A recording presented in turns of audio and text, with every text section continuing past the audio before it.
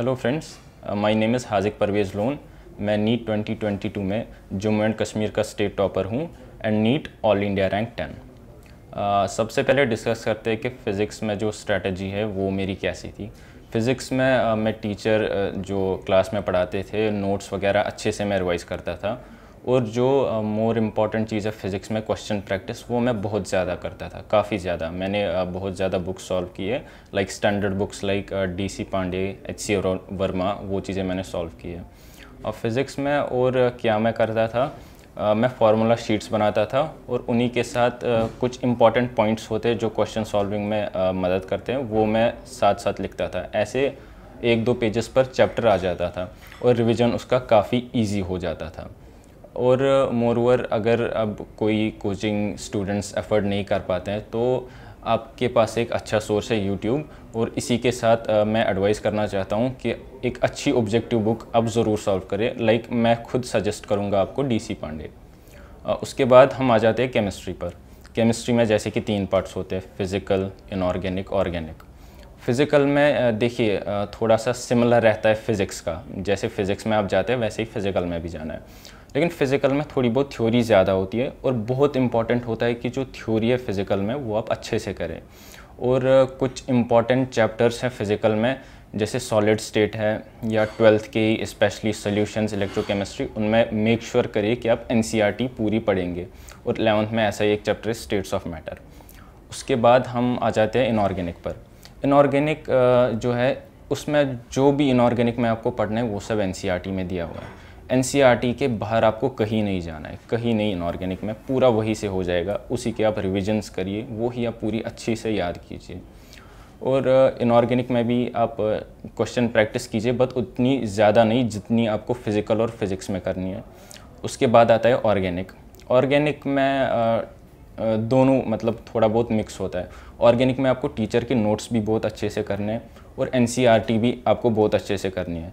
इसके अलावा ऑर्गेनिक जो है उसमें आपको अच्छी क्वेश्चन प्रैक्टिस भी करनी पड़ेगी।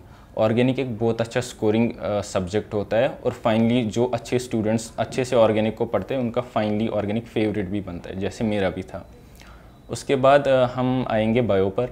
बायो में देखिए जैसा हर कोई स्टूडेंट बोलता है कि बस NCERT मतलब बस इतना ही। NCERT आपको पूरी अच्छी तरीके से पढ़नी है, अच्छी तरीके से याद करनी है। बट NCERT आप कैसे इफ़ेक्टिवली समझेंगे, उसके लिए जो क्लासेस आप देते हैं टीचर्स के पास वो आपको अच्छे से अटेंड करनी है, और उसी के साथ उसी दिन आप वो टॉपिक फिर से NCERT से पढ़िए और अच्छे से उसको याद कीजिए। और इसके अलावा बायो में भी मैं रिकमेंड करूँगा आप कोई ऑब्जेक्टिव बुक सॉल्व कीजिए उसमें भी, क्योंकि अच्छी क्वेश्चन प्रैक्टिस हो जाती है उससे भी, और मोरओवर उससे रिवीजन भी काफ़ी अच्छा होता है, चीज़ें बहुत टाइम तक याद भी रहती हैं। तो ये चीज़ें आप बायो में कर सकते हैं। बायो मैं खुद एक ऑब्जेक्टिव बुक सॉल्व करता था, बायो नीट। उसमें काफ़ी अच्छे ऑब्जेक्टिव्स दिए, NCERT से वो डिराइव्ड है, NCERT की बिल्कुल लाइन से। इसके बाद हम आते हैं 16 जुलाई, that was 1 day before the exam. मेरा क्या पैटर्न होता था, मैं जो लास्ट के अराउंड 5-6 मंथ्स थे उसमें मैं सुबह 5 बजे उठता था and I would sleep around 10-10:30। हाँ, तो अब आते हैं हम 16 जुलाई पे, that was 1 day just before the exam. तो मेरा क्या पैटर्न रहता था, मैं सुबह 5 बजे उठता था। इन अराउंड लास्ट 5-6 मंथ्स यही मेरा पैटर्न रहता था। तो उस दिन भी मैंने सेम फॉलो किया, मैं सुबह 5 बजे उठा और उस दिन भी मैंने पढ़ा, बिल्कुल हाँ, लास्ट डे पे भी मैंने पढ़ा, but only up to 2 PM। 2 बजे तक मैंने पढ़ा। मैंने क्या पढ़ा, कुछ मैंने माइक्रो टारगेट्स रखे थे, कुछ स्पेसिफिक टॉपिक्स, कुछ स्पेसिफिक फार्मूलाज, जैसे सेमीकंडक्टर्स मैंने एक टॉपिक रखा था जो मुझे थोड़ा बहुत रिवाइज़ करना था। जैसे पूरी बायो में मैंने 1-2 टॉपिक्स रखे थे, जैसे DNA फिंगरप्रिंटिंग या जिम्नोस्पर्म्स फ्रॉम 11th बायो। ऐसी कुछ चीज़ें जो मैंने रखी थी, और अपनी डाउट्स मिस्टेक्स वाली नोटबुक वो मैंने रिवाइज़ की अप टू 2 PM, क्योंकि 2 PM वो टाइम था जब दूसरे दिन हमारा एग्ज़ाम शुरू होने वाला था। और मैंने ये इंश्योर किया कि एग्ज़ाम से पहले 24 आवर्स मैं कुछ भी नहीं पढ़ूंगा, मैं पूरा अपना माइंड जो है वो फ्री रखूँगा। फाइनली जब 17 जुलाई को हम वहाँ एग्ज़ाम सेंटर में पहुँचे तो अराउंड 1.5 आवर्स पहले ही हम वहाँ पर बैठे और फिर मैंने खुद को भी कंफर्टेबल रखा वहाँ पर, और वहाँ काफ़ी मतलब अच्छा इन्वायरमेंट था और मैं काफ़ी ज़्यादा नर्वस नहीं था। तो फिर उसके बाद जब पेपर आया, जब मैंने दूर से पेपर देखा, यूजुअली स्टूडेंट रिएक्शन यही होती है कि हार्ट पैल्पिटेशंस होती है या आप डर जाते हैं, लेकिन मैंने अपना माइंड उस टाइम पे काम रखा, उस टाइम पे भी मैं काम रहा अच्छे से। तो फिर जब मैंने पेपर सॉल्व किया, मेरा यही पैटर्न रहता था पेपर सॉल्व करने का, जो मैंने डेवलप किया था ओवर पास्ट 5-6 मंथ्स। जो पूरा नीट पेपर है वो मैं 2 बार सॉल्व करता था इन 3 hours and 20 minutes। 2 bar solve करने का मतलब जो मैं पहला राउंड देता था, पूरा पेपर मैं उसमें सॉल्व करता था in around 1 hour 20 minutes, 1 hour 30 minutes। This would take around this time. उसके बाद मैं दूसरा राउंड भी देता था।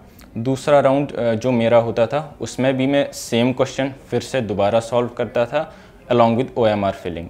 इससे क्या बेनिफिट होता है, इससे जो सिली मिस्टेक्स आप करते हैं वो काफ़ी हद तक रिड्यूस होती है।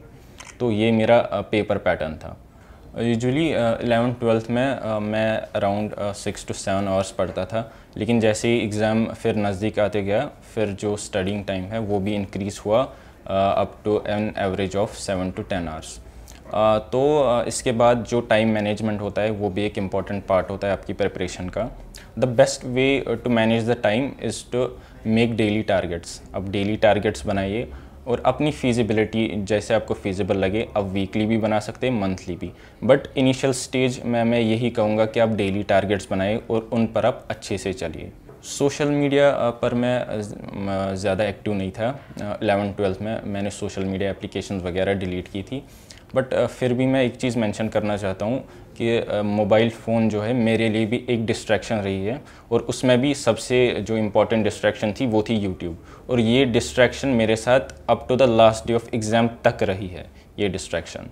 अब कुछ स्टूडेंट्स होते हैं जो कि कोचिंग वगैरह एफर्ड नहीं कर पाते, उनके लिए सबसे बेस्ट यही है कि जो टेक्नोलॉजी है अभी उसी का आप यूज़ कीजिए। सबसे जो बेस्ट प्लेटफॉर्म हो सकता है आपके लिए वो यूट्यूब। देखिए, यूट्यूब मेरे लिए एक डिस्ट्रैक्शन भी रही है, यूट्यूब ने मुझे काफ़ी हेल्प भी किया है।